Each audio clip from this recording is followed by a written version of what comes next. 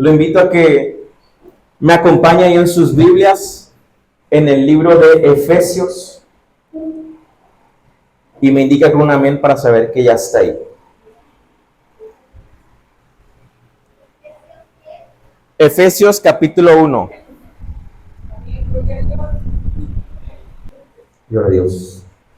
Efesios capítulo 1, hermanos, vamos a estarlo leyendo. Como sabrán, hemos culminado con la carta a los Gálatas. Iniciamos ahora con otra carta, en este caso a los Efesios. Y la carta a los Efesios, hermanos, para muchos eruditos es la carta, la reina de las epístolas. Para muchos eruditos es un Pablo que ha madurado en la fe, un Pablo que todo lo que ha enseñado ahora lo ha procesado y también lo ha enseñado a la iglesia de Éfesos. Quiero que lea junto conmigo los versículos del capítulo 1, el versículo 17 y 18. ¿Ya estamos ahí, hermanos? Versículo 17 y 18 del capítulo 1. Vamos a leerlo todos juntos. Dice la palabra de Dios en el nombre del Padre, del Hijo y del Espíritu Santo. Para que el Dios de nuestro Señor Jesucristo, el Padre de gloria, os dé espíritu de sabiduría y de revelación en el conocimiento de Él, alumbrando los ojos de vuestro entendimiento, para que sepáis cuál es la esperanza a que Él os ha llamado, y cuáles las riquezas de la gloria de su herencia en los santos. Amén. Estos dos versículos, hermanos, nos narran lo que la carta a los Efesios es. Y antes de empezar con lo que es la carta a los Efesios, quiero contarle una historia de una mujer que vivía en Nueva York en 1835.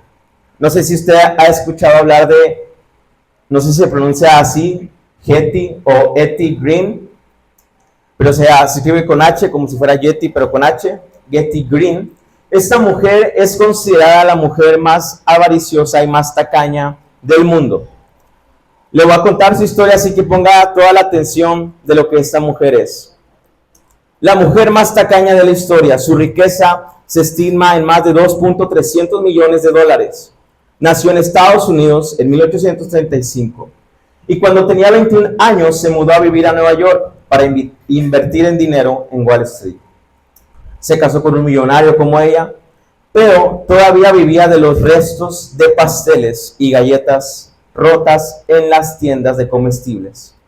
Incluso discutía para conseguir un hueso gratis para su perro todos los días. Etty Green era una mujer muy avara, a pesar de que fue la mujer más rica de América durante la edad dorada. Incluso cosía sus propias ropas interiores desde los 16 años y no las cambió ni compró otros hasta el día de su muerte. Imagínense cómo estaría esa ropa interior. Nunca gastó un centavo, por eso es que se decía que nunca usaba tampoco agua caliente. Usaba un vestido negro que no se manchara ni se desgastara. Vivía de comer nuevamente de un pastel que costaba solo 2 centavos. Incluso lo que más resonó en ella es que su hijo un día se rompió la pierna y ella retrasó el tratamiento buscando una clínica que lo atendiera gratuitamente. Hasta ese punto era de tacaña. Hasta el lapso en el que esa pierna no aguantó más y tuvo que ser amputada. La de su propio hijo, hermanos. Fíjese qué tan avara y qué tan tacaña era esta persona. Etty Green murió en 1916 a la edad de 81 años y vivió toda su vida comiendo de sobras, pidiendo cosas gratuitas, aun cuando era la persona más rica del mundo. Incluso está en el Guinness de los Récords como la persona más tacaña del mundo. La causa de su muerte, no me lo va a creer, fue un derrame cerebral cuando su sirvienta le pidió un aumento de salario. Ella dejó una enorme fortuna, murió. Aunque era rica, vivió como pobre. Aunque era sumamente millonaria, vivió como una vagabunda. Yo me ponía a reflexionar en esta historia, hermanos, que un pastor compartía y que investigué y es real. Que muchas veces también nosotros en nuestras vidas cotidianas, aunque tenemos para comprar otra cosa, seguimos usando esos calcetines rotos. Yo creo que a lo mejor pasa más en los hombres, que ya ese calcetín que está, ya nada más queda lo de afuera, como dicen, aprietan para afuera esos calcetines ya, pero no los tiramos y no compramos otros, no porque no tengamos, sino porque, no sé, así queremos vivir. Esa pasta de dientes que está siendo aplastada hasta la última, ya al último la cortas y metes el cepillo. Esa agua del jabón que ya no es jabón, es agua en ese bote. Y yo voy a pensar, entre más toppers tenga nuestra mamá en la casa, siempre va a guardar los frijoles en un vaso de yogur. Entonces, es una condición que tenemos, hermanos, y esta mujer lo llevó al extremo. Siendo rica, vivía como pobre. Aquí es lo que quiero llegar con todo esto, hermano. Y es que, en un sentido espiritual, a veces como iglesia nos permitimos vivir de esa manera porque ignoramos las enormes riquezas de la gracia de Dios, disponibles para todos y cada uno de nosotros, hermanos. Somos hijos del Dios Altísimo, pero vivimos como si fuéramos hijos de no sé quién. Entonces, hermanos, en Efesios, y introduciendo eso, encontraremos, y lo decía así este pastor, entraremos a una casa del tesoro en el que buscaremos ese tesoro, ese cofre, lleno de bendiciones, lleno de riquezas. En Efesios nos embarcaremos en la búsqueda del tesoro del Nuevo Testamento que nos muestra. Encontraremos todos los recursos que nos hacen partícipes de la gracia de Dios en Cristo.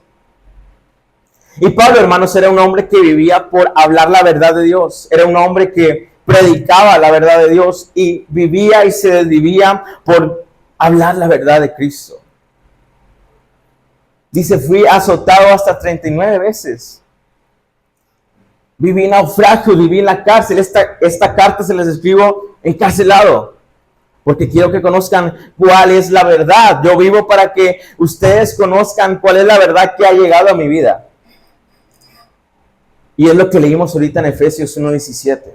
Dice, para que el Dios de nuestro Señor Jesucristo, el Padre de gloria, os dé espíritu de sabiduría y de revelación en el conocimiento de Él, alumbrando los ojos de tu entendimiento, para que sepas cuál es la esperanza a que Él os ha llamado y cuáles las riquezas de la gloria de su herencia en los santos, hermanos. Es incongruente, hermanos, que siendo herederos del reino de Dios vivamos aquí en la tierra como unos pordioseros espirituales. Que vivamos diciendo que en Cristo encontramos nuestro verdadero gozo y solo Cristo hace al hombre feliz, pero vivimos buscando la felicidad en cosas vanas allá afuera. Decimos que Cristo nos da la verdadera paz, pero nos medicamos hasta los talones, hasta la cabeza para sentir paz en nuestro interior. Somos herederos del reino y creemos en eso, pero vivimos de otra forma incongruente. Dios nos dice, yo soy el verdadero gozo. Nosotros decimos amén, pero ¿qué es lo que estamos buscando allá afuera? ¿Con qué estoy intentando llenar ese vacío que solo se llena con las riquezas de la gracia de Dios, hermano? Es incongruente que vivamos persiguiendo lo mismo que el mundo persigue. Yo no puedo encontrar el gozo, hermano, en lo que el mundo encuentra el gozo. Yo no puedo encontrar la esperanza en lo que el mundo encuentra su esperanza. Solo en Cristo realmente entendemos lo que es la paz que sobrepasa, y ahorita vamos a ir ahí. Y en esta ocasión solo vamos a ver una introducción de lo que es Efesios. Pero toda esta introducción se trata en lo que hizo Cristo por nosotros y en la manera que Él está diciendo que podemos vivir ahora, hermano. No te digo que tienes que esperar a que vayas con Cristo para sentir un gozo en tu vida, sino que la palabra aquí en Efesios hace tantas conjugaciones de que ya somos resucitados. No de que vamos a resucitar, sino que ya resucitamos. Estamos en Cristo Jesús. Entonces, ¿por qué no se ve en nuestra vida? ¿Por qué no se ve ese gozo? ¿Por qué no se ve esa paz que sobrepasa todo entendimiento? ¿Qué es lo que estamos consumiendo? ¿Qué es lo que estamos buscando? Estamos viviendo de las obras cuando Cristo dijo, yo morí por ti.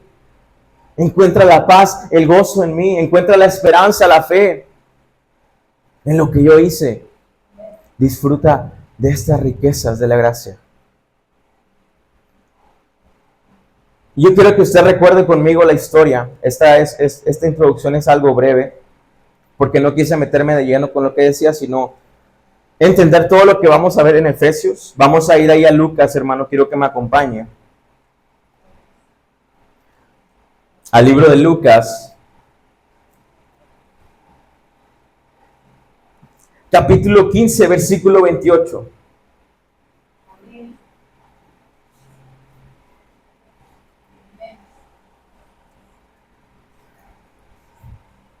Yo no sé si usted conoce la historia del hijo pródigo que la palabra nos narra, y si no la conoce le voy a dar un breve resumen. La historia del hijo pródigo se trata de dos hijos. Uno de ellos le dice a su papá: papá, ya no quiero nada que ver contigo, quiero mi parte de la herencia que me toca, no me importa que no hayas muerto, quiero ese dinero y lo voy a gastar donde yo quiera. El padre acepta, se lo da, lo pierde en el mundo, en las pasiones del mundo, hasta el punto en que ese hijo se encuentra tan bajo, comiendo con cerdos y peleando comida con los cerdos. Y se acuerda, dice: con mi padre tenía pan todos los días y toda la carne que quisiera.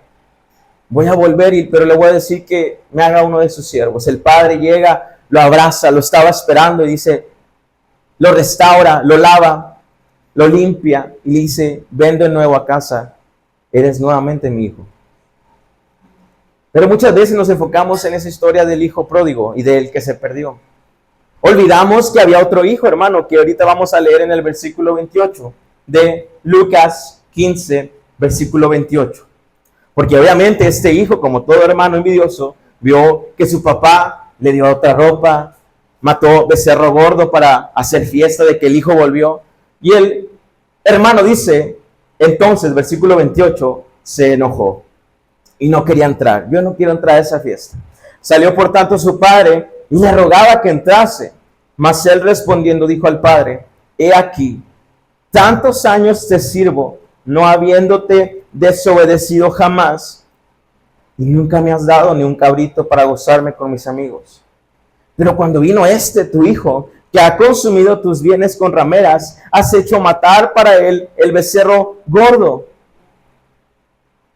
Esta era la queja del hermano, y le dice el padre: hijo, tú siempre estás conmigo, y todas mis cosas son tuyas.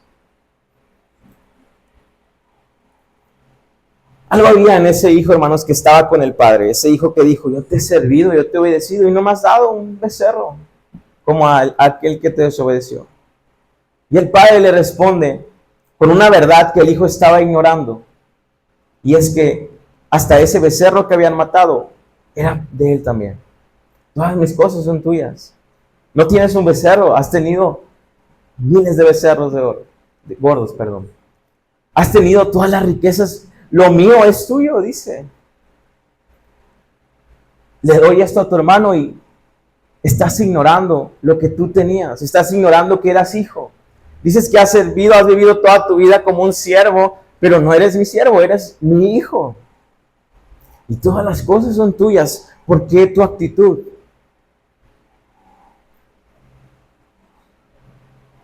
Has estado viviendo como un siervo, ignorando que eres mi hijo y lo mío te pertenece.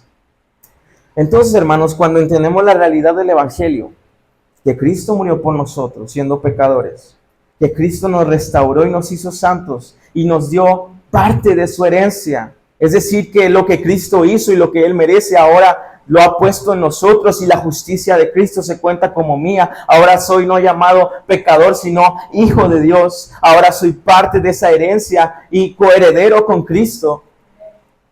Entonces, ¿por qué he vivido toda mi vida como un pordiosero? Ignorando que también soy hijo. Ignorando que ese becerro también puede ser mío. Ignorando que todas las cosas del Padre son mías. Como iglesia, hermanos, necesitamos recordar lo que Dios ha hecho en nuestras vidas. Y no solamente recordarlo, vivirlo. Vivir, como dijimos en Gálatas, en espíritu. viviendo en amor, en gozo, en paz, paciencia y todo lo que es el fruto del Espíritu. Pero ¿por qué estamos ignorando las riquezas que Jesús mismo nos está dando? En que en medio de esa tormenta y de esa duda que tienes, de esa tribulación, no puedes acercarte a Dios, y cuando te dice acércate a mí, pídeme lo que tienes necesidad, busca de mí, llama y se te abrirá. Eres mi hijo, no eres un siervo, simplemente eres hijo mío, yo soy tu padre. Y te he dado el Espíritu por el cual clama, Abba Padre, querido Padre. ¿Por qué sigues viviendo como un pordiosero? Buscando las obras entre los cerdos.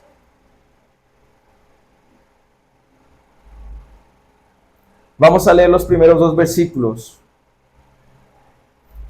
en los cuales vamos a desarrollar algunos conceptos y vamos a finalizar. Dice el versículo 1 de Primera de Efesios capítulo 1, perdón. ¿Lo tenemos, hermanos?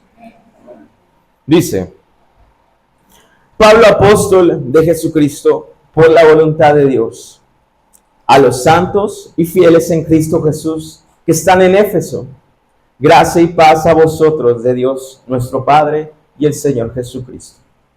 Como sabemos, es una carta, así que tiene un saludo a la iglesia, un saludo primero de quién es el que escribe, es Pablo. ¿Y cómo se presenta Pablo? Como aquel que fue enviado por Cristo, por la voluntad de Dios, apóstol de Jesucristo, aquel que lleva la verdad de Jesús y que les va a comunicar lo que Cristo le ha comunicado. ¿A quién va a dirigir esta carta? A los santos y fieles en Cristo Jesús, que están en Éfeso. Una cosa interesante, hermanos, de la carta de Efesios, no sé si lo han notado, pero casi en todas las cartas que hemos leído se ha tratado algún problema que ha pasado en la iglesia. Alguien está con su madrastra, no están violando la cena del Señor. En Gálatas vimos, se están apartando del evangelio. Ha habido problemas puntuales de las iglesias que Pablo ha tratado y que nos han enseñado también. Pero la carta de Efesios, hermanos, no habla de un problema específico de una iglesia. Incluso hay algunos eruditos que han encontrado en los escritos más antiguos que esta carta dice: a los santos y fieles en Cristo Jesús que están, y hay una línea. Porque Pablo usaba esta carta para predicarla a todas las iglesias, hermano. Y esta carta que tenemos, pues es a la iglesia de Éfeso. Pero como no trata tan personalmente con ustedes están haciendo esto o hay este problema, sino que nos va a hablar, hermanos, de lo que Cristo hizo y de lo que significa que Cristo viva en nosotros, de lo que significa que Cristo murió por nosotros y de la forma en que nosotros podemos vivir estando en Cristo, hermano. Entonces, esto lo necesitan todas las iglesias. Y es algo interesante de la carta de Efesios, por eso es una carta que se estudia mucho, igual que Romanos. Porque nos habla los principios básicos, la doctrina sana de lo que Cristo hizo y de las riquezas que tú como cristiano quizás sí sabía o no sabía, pero has olvidado y has dejado que el mundo te gobierne. Has dejado que el mundo te diga, el gozo se encuentra aquí, la paz se encuentra aquí, cuando Cristo te dice, tú eres heredero conmigo. La paz está en lo que yo hice, la paz está en mí. La paz que sobrepasa todo entendimiento. Entonces, nuevamente como Gálatas, a lo mejor como cristiano usted ya lleva años, pero gracias a Dios, hermanos, que nos está llevando a estudiar, y usted va a leer un versículo que ya se sabe de memoria, pero que oro en Dios que ese versículo ya no esté en la memoria, esté en el corazón, que ese versículo esté en la vida, y que cuando usted diga, yo vivo para Cristo, realmente viva para Cristo. Cuando diga, la paz está en Cristo y que sobrepasa todo entendimiento, sienta esa paz en su vida. Y eso es lo que Efesios nos va a ayudar, hermanos. Así que yo le invito a que cada viernes venga, en la medida de lo posible, haga el esfuerzo para que usted entienda lo que significa ser hijo de Dios, lo que significa que Él murió por nosotros. Entonces, hermanos, Corintios, les hablaba de las cartas, de los problemas que se han apuntado, pero en Efesios se habla de todo la iglesia universal. Y Pablo define a los creyentes, a las personas en la iglesia como santos y fieles. Así define Pablo a los que están en la iglesia: santos y fieles en Cristo Jesús. Y vamos a ir con cada palabra de este versículo. Usted sabe lo que significa la palabra santo. Si usted no sabe, le explico. La palabra santo se refiere a algo que está apartado para Dios. Algo santo es como el pueblo de Israel, que era un pueblo apartado, diferente a todos los otros pueblos. Un pueblo santo era llamado la nación de Israel. Y nosotros como creyentes somos llamados santos también. Entonces, hermanos,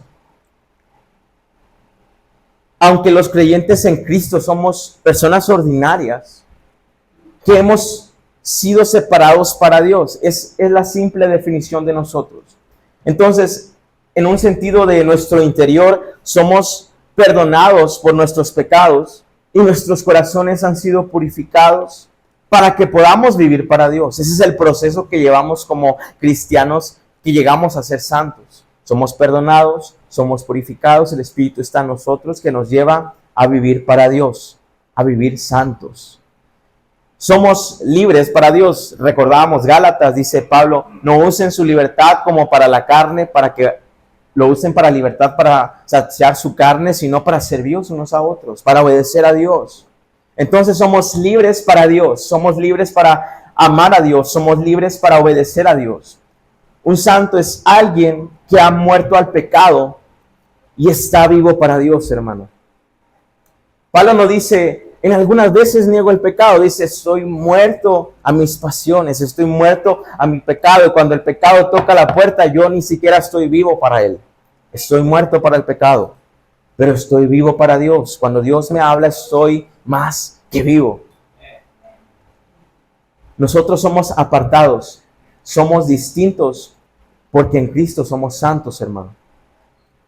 No podemos cometer el error de omitir que Dios nos llama a ser santos, pero también la palabra nos dice que nos hace santos. Es decir, que debe haber una diferencia en mí con las personas que están allá afuera. Debe haber algo que las personas noten: hay algo diferente en ese hermano, está apartado de algo, pero no sé de qué. ¿Por qué no dice maldiciones? ¿Por qué no actúa de esta manera? ¿Por qué no se enojó cuando le ofendieron? Hay algo diferente en este hermano, está apartado. Y el error que podemos cometer es cuando dejamos que la mundanalidad entre a nosotros y entre en la iglesia. Desde el momento en que como iglesia quisimos parecernos al mundo para que más gente pueda venir, es que acomódale las luces, es que no le hables tanto del infierno, háblales más de la prosperidad, háblales cosas bonitas que les endulcen el oído para que estén aquí. Y desde que empezamos a permitir que la iglesia cambie conforme al mundo, nos hemos vuelto una iglesia débil, hermano. Porque no es una iglesia santa, porque no se está apartando de lo que no es santo, sino que se está conformando a este siglo. Es por eso que Dios nos llama a ser santos, apartados, que hay algo diferente en nosotros. Pero no solamente nos llama, sino que nos lleva a ser santos. Y ser santos, hermanos, es que yo vivo para Dios. Cada mañana me levanto y mi anhelo es vivir para Dios. Mi anhelo, a lo mejor me voy a equivocar, voy a pecar, pero mi anhelo está para Dios. Nuestro estilo de vida está para Dios. Mi forma de hablar es para Dios. El educar a mis hijos, el tratar a mis padres, lo que buscamos, lo que hacemos debe mostrar que Dios es la autoridad suprema de nuestras vidas, hermano. Eso es ser santo. Que Dios no influya solamente el domingo o el viernes que venimos. No seamos cristianos solamente el día que vinimos aquí a la iglesia y lo tomemos como una ocasión más para venir o un evento más de la semana, sino que cada día esté plasmado en nuestra vida que tenemos una autoridad por quien vivimos y por quien nos apartamos, hermano. En todo eso debe influir que somos santos, que somos distintos. Lo hemos hablado aquí el domingo, somos sal del mundo. Si la sal pierde su sabor, ¿para qué sirve? Pero no termina ahí, hermano. La palabra fiel en este contexto también se traduce como creyentes.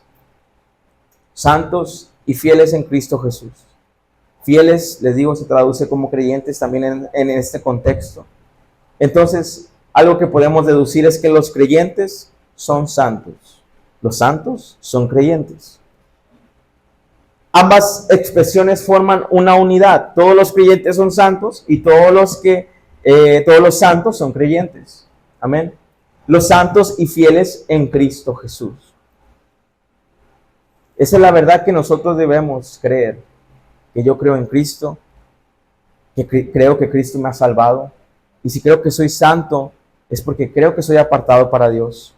Porque creo que Cristo me está transformando, me está santificando.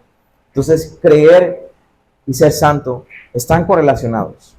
Pero lo más importante de este versículo, hermanos, y de todas las cartas paulinas, es esta frase: en Cristo Jesús. Santos, fieles, en Cristo Jesús. Esa es la clave de todo, hermano. Porque tú puedes intentar ser santo. Puedes intentar, o has intentado a la semana, ser santo. Puedes intentar creer en Dios, cualquier persona. Pero si no estamos en Cristo Jesús, de nada nos sirve lo demás. Porque estar en Cristo es la razón por la que soy santo y creo. Es nuestra unión espiritual que tenemos con Él la que nos permite gozar de todos los privilegios que a Él le corresponden. Porque a Él le ha placido, hermanos, que la herencia, que la gloria que Él merece, la ha sido compartida con todos aquellos que han creído en Él. Y entiendan esta verdad, hermanos, que todo lo de Cristo es nuestro, porque estamos nosotros en Él. Estando nosotros mismos, no ganamos nada. Estando yo Salvador en mí mismo, no tengo nada. Es más, al contrario, solo encuentro corrupción, solo encuentro pecado, solo encuentro maldad. Pero cuando estoy en Cristo, cuando creo en Cristo, cuando deposito mi confianza en Cristo, entonces soy hasta hijo de Dios. Y disfruto de todos los privilegios que el Hijo merece. No por algo que haya hecho, hermano. Esa es la riqueza. No por algo que haya hecho. No porque Cristo vio en mí, este sí es apto, este no. No, Cristo dijo, yo quiero darte esto como un regalo. A esto le llamo gracia. Y esta es una de las riquezas más grandes que podemos tener y que podemos haber deseado. La gracia de ser hijos, de ser herederos. De que Él nos hizo santos. Porque claramente la palabra dice, Él los amó cuando ustedes eran pecadores. Así muestra su amor para con ustedes, en que siendo aún pecadores, Cristo murió por ustedes. Entonces, de nada sirve lo demás si no estoy en Cristo. Puedo ser santo y puedo ser fiel cuando estoy en Cristo, estando en Cristo Jesús. Somos lo que somos por causa de Cristo. La palabra dice, separados de Él, ¿qué dice? Nada podemos hacer, nada. Pero hermano, yo me quiero esforzar y quiero hacer. No estás en Cristo, no vas a poder. Un creyente no se basa en lo que hace, sino en quién está, en quién cree. En quién al final del día deposita su confianza. Y todas, hermanos, las buenas obras y las grandiosas obras que podamos llegar a hacer por Dios se quedan tan cortas con lo que Cristo hizo. Porque al final de los días no va a ser tus obras la razón por la que te mereces el cielo. Pásale, ahí están las puertas. Fuiste fiel, hiciste todo. No. La razón por la que al final vamos a poder ser salvos no es por lo que hice, sino por lo que hizo Cristo en la cruz. Sino por en quién estuve. En Cristo Jesús. Porque estuve en Él. Me equivoqué, pequé, fallé. Pero esta es la riqueza del Evangelio, hermano. Entiende esta riqueza. Cristo murió por ti. Intentas cambiar, el Espíritu Santo te ayuda y está ahí para cambiarte. Está ahí para guiarte. Has sido sellado con el Espíritu Santo hasta el punto en que has pecado y Él no se va, sino que se entristece, pero sigue ahí. Y te ha dado el poder de aquel que resucitó a Cristo de los muertos ahora está en ti para cambiar, para ser un santo apartado de Dios. Pero en el proceso del caminar te encuentras con que hay mucho pecado en ti, con el que la carne te pesa y te equivocas y fallas. Te das cuenta de lo vil que eres. Voltea a ver la cruz. Él murió por tus pecados. Arrepiéntete. ¿Y qué dice la palabra? ¿Limpiará un poco tu corazón? No. Serán blancos como la nieve. Los corazones. Esas son las riquezas del Evangelio, hermano. En que al final lo que nos va a salvar es esa riqueza que hoy tenemos en Cristo. En que Él murió por nosotros. Aun cuando nosotros sabíamos que éramos pecadores. Y cada día lo notamos al ver a quién nos inclinábamos. Pero que tú siempre tuviste una esperanza y la esperanza siempre estaba en Cristo. ¿Quieres cambiar? Mira, Cristo permanece en Él. ¿Has fallado? Mira, Cristo permanece en Él. Él murió por ti. Levántate y sigue. Esta es la riqueza del Evangelio, hermano. Que nosotros gozamos como creyentes, como santos. En que nada nos va a separar de ese grande amor, porque Cristo ya murió por nosotros. Porque Cristo ya pagó todo lo malo que hicimos y vamos a hacer. Al final siempre va a ser ese hermoso evangelio el que nos va a salvar. Mejor hay unos que predican, hay unos que comparten el evangelio, hay unos que... Pero al final todos vamos a depender de la misma persona. Y vamos a depender de estar en Cristo. No del que estuvo acá arriba. No del que estaba cantando, no del que estaba evangelizando. No, de que estabas en Cristo o no. Yo platicando esta semana, me han hablado muchos jóvenes, e incluso en el trabajo. No sabe lo que me ha usado Dios y el cambio que he visto, porque a veces me es más fácil hablar aquí que ahí abajo. Y me ha puesto a personas para hablarles. Jóvenes me han hablado casi todos esta semana. En el trabajo me he permitido compartir el evangelio. Y algo que les comentaba a dos personas era: recuerda el ladrón en la cruz, aquel que estaba al lado. Te pregunto, ¿él hizo obras buenas? ¿Él iba a la iglesia? ¿Él se sabía toda la teología bíblica, sistemática? ¿Se sabía lo que significaba la gracia? Déjame recordarte, era un ladrón. Vivía para robar. Tenía un corazón entenebrecido. Porque a las más peores delincuentes de esa época los colgaban en la cruz. Entonces creo que no era una persona muy fiel a Dios. Pero ¿cuál fue la razón que al final él pudo ser salvo? No fue lo que hizo. No fue todo lo que pudo saber o todas las obras que pudo hacer. Nunca fue a una iglesia, sino que vio a aquel que estaba al lado, aquel hombre que estaba crucificado en medio, y dijo: este no es un hombre. Y le dijo al otro: ¿por qué te burlas de él? No te burles. Le dice Jesús: acuérdate de mí cuando vengas a tu reino. Él se arrepintió y dijo: este es el Hijo de Dios. ¿Cristo qué le dijo? No, tú no has ido a la iglesia, tienes que aprender, ni se había bautizado. Tienes que bautizarte, tienes que hacer esto, tienes que ser congregante fiel. Y de cierto te digo que hoy estarás conmigo en el paraíso. Al final, hermanos, y yo les decía esto, al final todos somos ese ladrón en la cruz. Pero hermano, ¿cómo puede decirme eso? Me ofende, yo predicaba los viernes, yo era hijo del pastor. Al final todos somos ese ladrón que con los últimos suspiros decimos: Hijo de Dios, ten misericordia de mí. Me voy a morir. Estoy con mi último aliento diciendo que no importa todo lo que hice en mi vida, yo dependo de ti.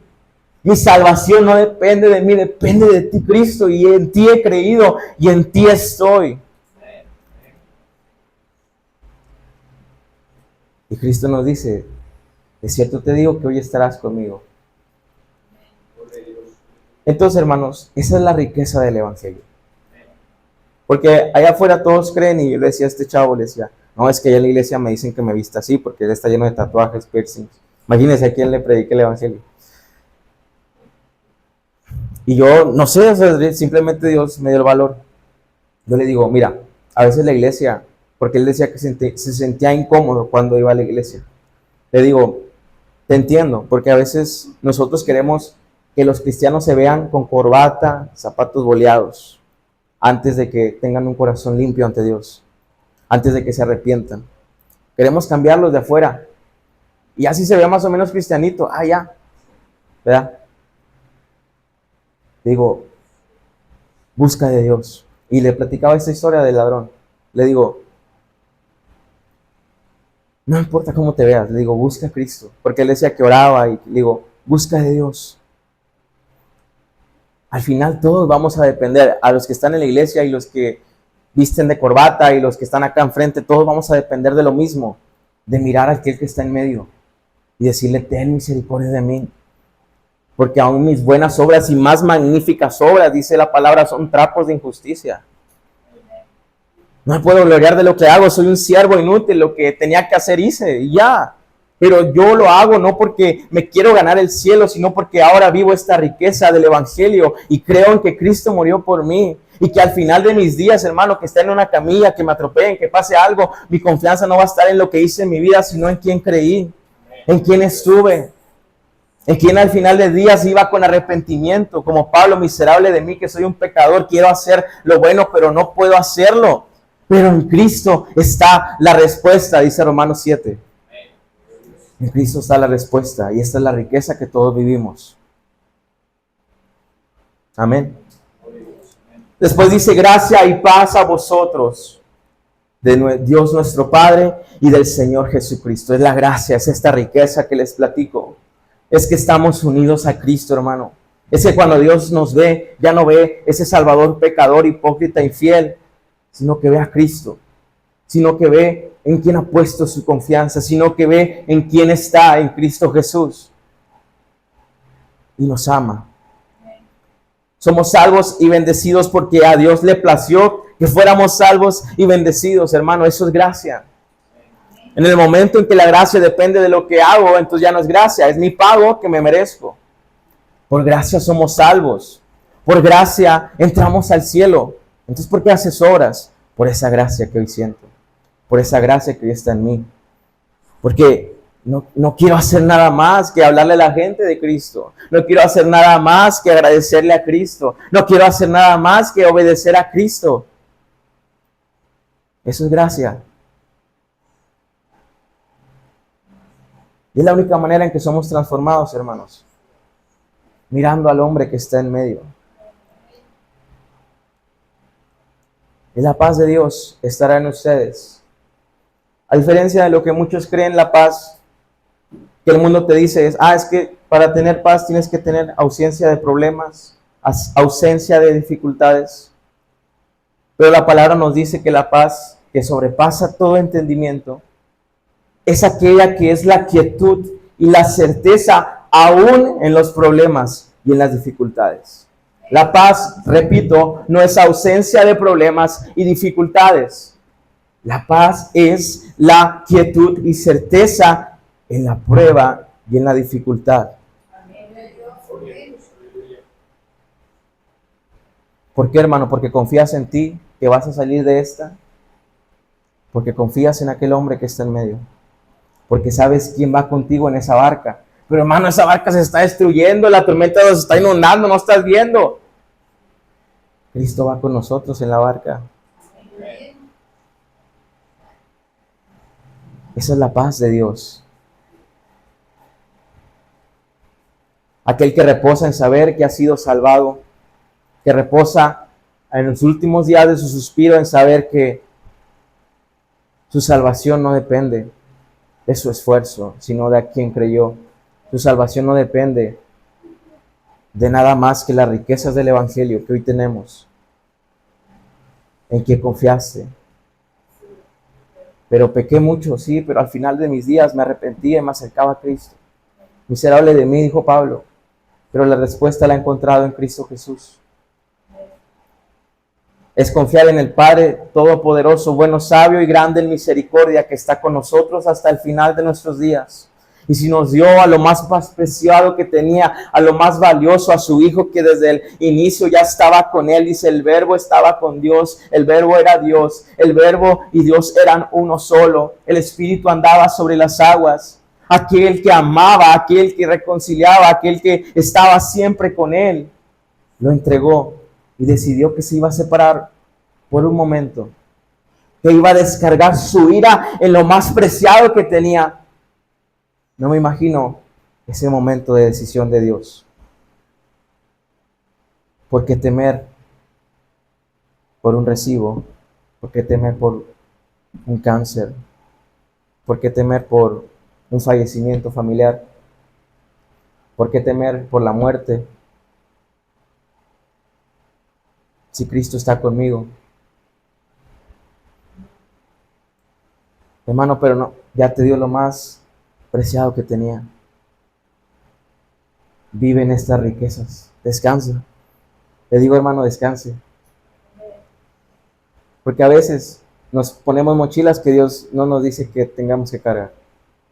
Por eso Dios ahora trajo la carta de Efesios, para recordarles las riquezas del Evangelio. Porque es verdad, hermano, no sé si usted lo sepa, pero todo lo que cantamos, me gozaré, mi boca llenará de risa, mis labios de alabanza, solo Dios hace al hombre feliz. Es verdad.